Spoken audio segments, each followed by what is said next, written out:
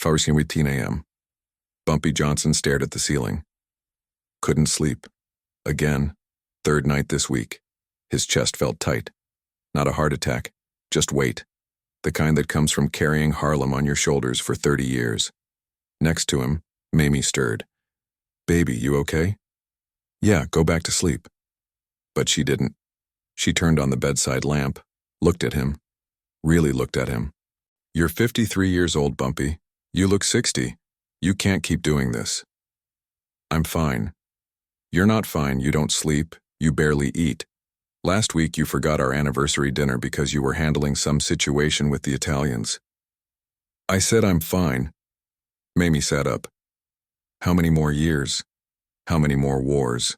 How many more times you gonna walk out that door and I don't know if you're coming back?" Bumpy was quiet. "I'm tired, Mayme." She touched his face. "I know, baby.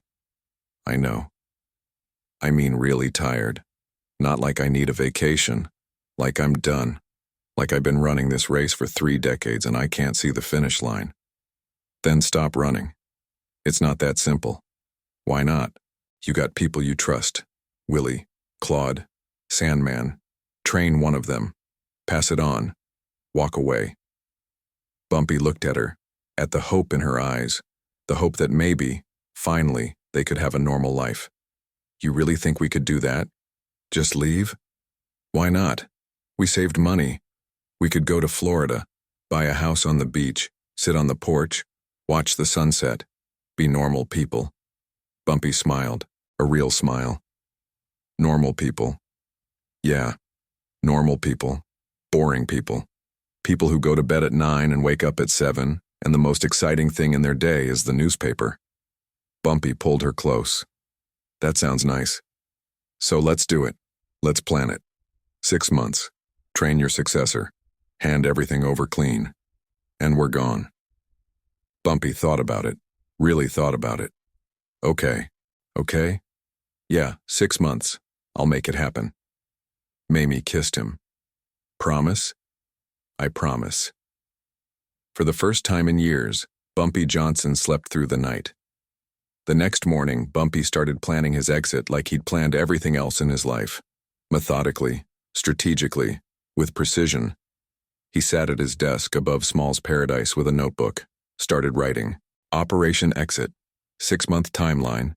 Month 1 to 2. Choose successor Willie Jackson. Loyal, smart, respected. Begin transition training month. 3 to 4. Transfer operations, policy banks, protection arrangements, Italian mob relationships, political connections. Month 5. Announce retirement. Let Harlem know. Let the families know. Make it official. Month 6. Exit final handoff, leave New York. Start new life in Florida. It looked good on paper. Clean, organized, possible. Willie Jackson walked in. "Boss, you wanted to see me?" "Sit down, Willie." Willie sat, 42 years old, been with Bumpy for 15 years, smart, careful, not impulsive like some of the younger guys. "I'm going to ask you something, and I need you to think about it before you answer." "Okay. How would you feel about running Harlem?" Willie blinked. "What?" "I'm retiring, 6 months from now. I need someone to take over, someone I trust, someone who understands the rules, someone who can keep the peace." "Bumpy, I don't know if I can." "You can. I've been watching you. You're ready. You just don't know it yet." Willie was quiet for a long moment. "Why now?" "Because I'm tired. Because Mayme wants a normal life. Because I've been doing this for 30 years and I want to see what it's like to wake up without planning wars." Willie nodded slowly. "If you think I'm ready, I'll do it, but I got a lot to learn." That's why we got 6 months. For the next 3 months, Bumpy taught Willie everything. How to read people. How to negotiate with the Italians. How to handle disputes without violence. How to protect the neighborhood without becoming the thing you're fighting against. It was working. Willie was learning fast, taking on more responsibility, making good decisions. By month 3, Bumpy was sleeping better, eating better, smiling more. Mayme had already started looking at houses in Miami. They had brochures on the kitchen table. little bungalows with palm trees and ocean views. This one, Mayme said, pointing to a yellow house with a wraparound porch. This is the one. It's perfect. 3 more months, baby. 3 more months and we're gone. Bumpy kissed her forehead. 3 more months. Everything was going according to plan, until it wasn't. Month 4, Tuesday morning, 10:00 a.m. Bumpy got a phone call. Mr. Johnson, this is Captain Thomas Morrison, NYPD. I need you to come to the 28th precinct. Today, noon. What's this about? I'd rather discuss it in person. I don't take meetings with cops. You'll take this one. Trust me. The line went dead. Bumpy stared at the phone. Something in Morrison's voice. Not threatening, not angry. Just certain. Like he was holding all the cards. Noon. Bumpy walked into the 28th precinct. Morrison's office was on the 3rd floor. A secretary let him in. Captain Thomas Morrison was 58 years old. Gray hair, sharp eyes, 30 years on the force. Known as a clean cop. One of the few in Harlem who didn't take bribes. Mr. Johnson, thanks for coming. Didn't feel like I had a choice. Sit down. Bumpy sat. Morrison opened a drawer. Pulled out a file folder. Thick. Had to be 200 pages. He dropped it on the desk between them. Know what this is? Bumpy looked at the folder. Didn't touch it. No. This is your life. Every crime you've committed in the last 30 years. Every person you've hurt. Every law you've broken. Documented, verified, witnessed. Bumpy's face didn't change, but his chest tightened. You're bluffing. Open it. Bumpy opened the folder. The first page was a photograph. 1935. Bumpy standing outside a policy bank on Lenox Avenue. Clear as day. Second page. A police report. 1941. Assault. Witnesses identified Bumpy. Third page. Financial records. 1948. Showing money transfers that proved illegal gambling operations. Page after page after page. 30 years of evidence. Bumpy closed the folder. Where did you get this? We've been building it for 15 years. Slowly, carefully. Every time you made a move, we documented it. Every witness who was willing to talk, we recorded them. Every transaction we could trace, we traced it. Why? Because you're Bumpy Johnson. You run Harlem. And we've been waiting for the right moment to use this. Bumpy leaned back. And this is the right moment? Yes. Why now? Morrison smiled. Not a friendly smile. A predator's smile. Because we heard you're retiring. Bumpy went very still. You can't retire, Mr. Johnson. That's not how this works. What do you want? Morrison leaned forward. The Genovese family is expanding, taking over territories across New York. We need intel, inside information, someone who can tell us what they're planning. You want me to be a rat. I want you to be an asset. Help us take down the Italian mob. In exchange, this file disappears. You get immunity. You get to keep operating in Harlem. Everyone wins. And if I say no? Then I take this file to the DA tomorrow. You're arrested by Friday, tried by next month. You'll spend the rest of your life in prison. And Mayme spends the rest of her life visiting you behind glass. Bumpy's hands tightened into fists. You're blackmailing me. I'm offering you a choice. Work with us or go to prison. Your call. Bumpy stood up. I need time to think. You have 48 hours. After that, the offer expires and the file goes to the DA. Bumpy walked out of the precinct, stood on the street, couldn't breathe. He'd spent 3 months planning his exit, 3 months imagining a life with Mayme in Florida, 3 months believing he could finally be free. And in 10 minutes, Captain Morrison had destroyed it all. That night, Bumpy sat at his kitchen table. The house brochures were still there, the yellow house with the wraparound porch, the one Mayme loved. He pushed them aside. Mayme walked in. What's wrong? I had a meeting today with a cop. What kind of meeting? Bumpy told her everything. The file, the blackmail, the choice. Mayme sat down slowly. So they want you to be an informant. Yeah. And if you refuse? Prison for life. Mayme was quiet for a long time. Then she reached across the table, took his hand. What are you going to do? I don't know. If I work with them, I'm a traitor. Everyone in Harlem will know. The Italians will put a hit on me. I'll lose everything I built. But if I don't work with them, I go to prison and you're alone. We could run, leave tonight. Mexico, Canada, somewhere they can't find us. They'll find us, and even if they don't, that's not living. That's hiding. That's looking over our shoulder for the rest of our lives. So what do we do? Bumpy looked at the brochures, at the yellow house, at the dream that had felt so real just this morning. We don't get the house. Mayme started crying, quiet tears running down her face. I'm so tired, Bumpy. I'm so tired of this life. I know, baby, me too. Why won't they just let you go? You paid your dues. You did your time. Why can't they just let you walk away? Because kings don't retire. They die on the throne. That's how the system works. They need me in the game to control Harlem. If I leave, someone else takes over. Someone they don't control. Someone unpredictable. So you're trapped. We're both trapped. 48 hours later. Bumpy walked back into Morrison's office. Made your decision? Yeah. And? I'm not working for you. Morrison's face hardened. Then you're going to prison. No, I'm not. Because I'm going to make you a different offer. I'm listening. You don't want me as an informant, you want control. You want to know what's happening in Harlem so you can manage it. Keep things stable. Prevent wars that spill into white neighborhoods. Get to the point. I'll stay. I'll keep running Harlem. But on my terms, not yours. I give you stability. I keep the peace. I prevent gang wars. I make sure the violence stays contained. In exchange, you leave my people alone. That's not how this works. That's exactly how this works. You want me in the game? Fine. I'm in.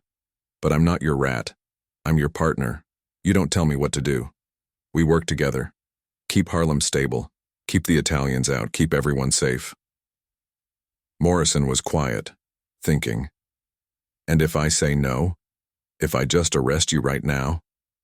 Then you lose control of Harlem. Someone else takes over. Someone you don't know. Someone who doesn't care about peace. And when the violence starts, when the bodies pile up, when the newspapers start asking why NYPD can't control one neighborhood, that's on you. Morrison leaned back, stared at Bumpy. You're blackmailing me back. I'm negotiating. What do you want? 3 things. 1. You stop harassing small businesses in Harlem. No more protection rackets from cops. 2. You put more patrol cars near schools. Keep the kids safe. 3. You leave the jazz clubs alone. No more raids on places that aren't causing problems. And in exchange, I keep Harlem peaceful. I prevent gang wars. I make sure the crime that happens stays invisible. You look good. I stay free. Everyone wins. Morrison thought about it for a long moment. And the file? Destroy it. Or keep it. I don't care. Because if you try to use it, I go public with every cop in Harlem who takes bribes. Every politician who's in my pocket. Every dirty deal the NYPD makes, we both go down. Mutually assured destruction. Morrison smiled, grudging respect. You're a smart man, Mr. Johnson. Smart enough to know when I'm beat. But also smart enough to negotiate from a losing position. The file stays. But we have a deal. You keep Harlem stable. We leave you alone. Bumpy stood up, shook Morrison's hand. One more thing. What? This file? It's the only reason I'm still in the game. If it disappears, if something happens to you, if this deal breaks, I'm gone. You understand? I'll disappear and you'll never find me. Understood. Bumpy walked out of the precinct for the second time. But this time, everything felt different. He wasn't planning an exit anymore. He was accepting a life sentence. That night, Bumpy came home late. Mayme was at the kitchen table. The house brochures were gone. "You talked to them?" "Yeah." "And?" "We're staying." Mayme closed her eyes. "For how long?" "I don't know. Until the system lets me go, or until I die. Whichever comes first." "Bumpy, I'm sorry. I promised you Florida. I promised you normal. I can't give you that." Mayme stood up, walked to the window, looked out at Harlem. "I knew this would happen. Part of me always knew. You can't just walk away from being who you are." "I tried. I know you did." She turned around. "But I need you to promise me something. Anything. Promise me you'll be careful. Promise me you won't take stupid risks. Promise me you'll come home every night. I promise. And promise me that if you ever get a real chance to leave, you'll take it. Don't let pride keep you in this game. I promise." Mayme walked over, hugged him. They stood there for a long time. "I love you," she said. "I love you too. Even if we can't have the yellow house with the wraparound porch?" "Especially then." Willie Jackson came to see Bumpy the next day. "Boss, we still on track? You still retiring in 2 months?" Bumpy looked at him, at the hope in his face, the excitement. "Plans changed, Willie." "What do you mean?" "I'm staying. Staying, but you said—" "I know what I said. Things happened, I can't explain it, but I'm not leaving." Willie's face fell. "So all that training wasn't wasted. You're my number 2 now, officially. You handle day to day. I handle the big picture. You're still learning, still growing. You'll run Harlem someday, just not yet." "When?" Bumpy smiled sadly. "When they let me leave. Or when I die. Whichever comes first." Bumpy Johnson never bought that house in Florida. Never sat on a porch watching the sunset. Never had a normal life. He stayed in Harlem for another 10 years. Kept the peace. Managed the territory. Did exactly what Morrison wanted while maintaining his dignity and power. In 1968, at age 62, Bumpy collapsed at Wells Restaurant on 7th Avenue. Heart attack. Dead before the ambulance arrived. He died in Harlem, on the throne, just like the system wanted. Mayme scattered some of his ashes in Florida, on a beach near a yellow house with a wraparound porch. The house they never bought. The life they never lived. At Bumpy's funeral, Captain Morrison showed up. Stood in the back. Didn't say anything. Just paid his respects. After everyone left, Morrison walked up to the casket. Put something inside before they closed it. A file folder. Thick. 200 pages. The file that had kept Bumpy Johnson in the game for 10 more years. Morrison never told anyone what happened to that file. Some people say he burned it, others say he kept it as insurance. But on the day Bumpy died, Morrison drove to the precinct, pulled the file from his safe, and put it in the casket with the only man who'd ever successfully negotiated with him. Because some debts can only be paid when both parties are dead. Bumpy Johnson planned his retirement for 6 months. It took 1 police file and 10 minutes to destroy that dream. Not with bullets, not with violence, with paperwork, with leverage, with a system that doesn't let kings walk away. He lived another 10 years. Good years in many ways. He kept Harlem safe, protected his people, maintained his dignity. But every night, when he couldn't sleep, he thought about that yellow house. The one with the wraparound porch. The one where he could have been normal.